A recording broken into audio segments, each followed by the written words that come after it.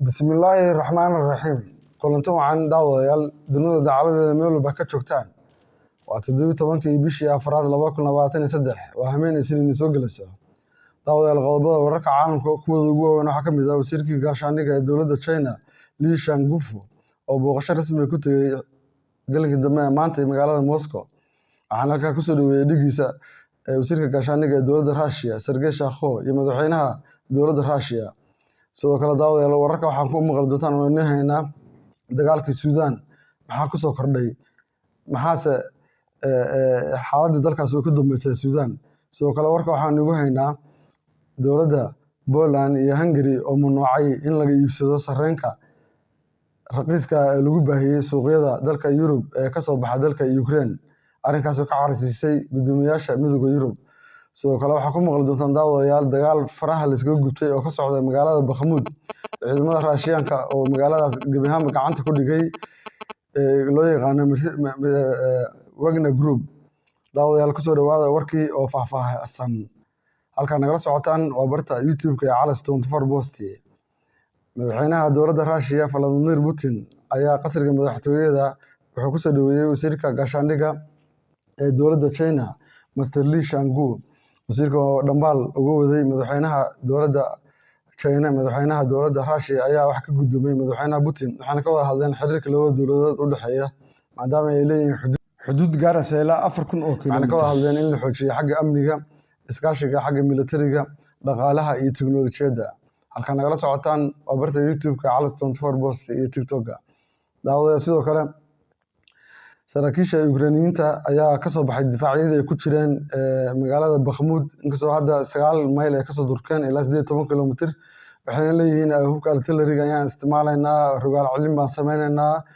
Dagaal faraha loogu gubtay ayaa muddadii ugu dambeysay 8 bilood ka socday magaalada Bakhmut. 100,000 oo ciidan ayaa ku dhintay. Waxaa la sheegaya dhinaca Ukrainiyiinta ilaa 200,000 ay uga dhinteen. Dhinaca Raashiyaanka caloosha shaqeysiga ay ka dhinteen ilaa 30,000. Waxaa la arkayaa xabadii oo toos socota oo magaalada dhinaceeda bari oo meelihii ugu dambeeyay in Ukrainiyiinta laga saarayo ayaguna ay leeyihiin difaac baan uga jirnaa. Dagaal toos uu ka socdo ilaa iyo maanta galinkii dambe ilaa iyo shalay dagaalkaas xabadda aad u socoto. Wagner Group waxay sheegeen in magaalada gebi ahaanba ay gacanta ku dhigeen inkastoo calanka dalka Russia aan laga taagin halkaas xarumihii dowladda aysan ka taagin sidii looga bartay ayaamihii horeba. Daawadayaal dalka Ukraine waxaa ka socda dagaal aad faraha loogu gubtay. 100,000 oo qof ayaa ka qaxay, hanti badan ayaa ku burburtay, korontada waddanka waa la burburiyey. Ciidamo fara badan oo Ukrainiyiin shacab ayaa ku dhintay. Dagaalkan ilaa hadda wax waana oo si lagu qaboojin lahaana saasaanteeda ma muuqato. Ukrainiyiinta madaxweynahooduna wuxuu leeyahay dagaalka ma joojin doono ilaa maayo xilliga ay ka baxayaan Raashiyaanku dhulkayaga ilaa magaalada Crimea ugu dambeysay jasiiradaas. Arrinkaasna Raashiyaanku waa diidan yihiin. Waxay leeyihiin dadkayaga ayaan difaacaynaa 4 gobol degan iyo magaalada Crimea gobolka Crimea 5 gobol bay isku noqonayaan marka la isku daro. Sidoo kale marka Raashiyaanku waxay leeyihiin dadka Afruushka ku hadla waa la gumaystaa mana ka bixin doono dagaalkan uu sii socon doonaa. Dowladda Russiana waxay keentay dhinaca Belarusia hubka sida baan xukuumada ee nuclear-ka. Arrinkuna fara kama qodno hubkaasna dhowaan ayaa la rakibin doonaa. Haddii dagaalkan lagu kala adkaan waayo waxay xaq u leedahay dowladda Russia si madaxweyne Putin ba cadeeyay in hubka sida baan xukuumada ay adeegsan doonaan oo loo yaqaano tactical nuclear waana hubka diyaaradaha iyo gantaalada laga soo ridin karo gawaarida ku xiran. Daawadayaal arrinkan reer galbeedkiina dhaqaalahooda hoos buu u dhacay. Xaaladuna aad bay ugu xuntahay dalka Suudaan marxalad adag ayuu ku jiray oo dagaal ilaa iyo shalay ilaa iyo maantay. Qolo kale waxay leedahay meelaha xarumaha qabsanay airport-ka baa qabsanay. Ciidamada junta loo yiraahdo caloosha shaqeystayaasha waxaa la leeyahay waxay qabsadeen airport-ka iyo wasiirka gaashaandhigga taliyaha ciidamada xaruntiisii iyo xarumo kale guulay sheeganayaan. Ciidamada Cabdilfataax al-Burhanina waxay qabsadeen ayaguna leeyihiin in magaalada gacan ku haynteeda ay u hayaan. Laakiin dhimashadu waxay gaaraysaa ilaa 56 qof. Mareykanka iyo dowladaha midowga Afrikana waxay ku baaqeen in xabad joojin degdeg ah la sameeyo arrintana wadaha lagu dhameeyo. Sidoo kale ra'iisul wasaarihii hore Hamdani oo sana shalay hadlay maanta bartiisa Twitter-kana soo dhigay qoraal wuxuu sheegay in nabadgelyada muhiim tahay waddankana anagu waa leenahay waddankan inuu is jirin xasiloonida la ilaaliyo dadka martida maaragtay safaaradaha iyo dadka kale waddanka ganacsanaya maaragtay amnigoodana la sugo. Daawadayaal dalka Suudaan dagaal ba'an ayaa ka socda. Dowladda Masar waxay ku dhawaaqday in ciidamada ay usoo diri doonto haddii aan xabadda la joojin. Masaaradu waxay ka baqayaan in maaragtay argagixiso dhinacan looga furo.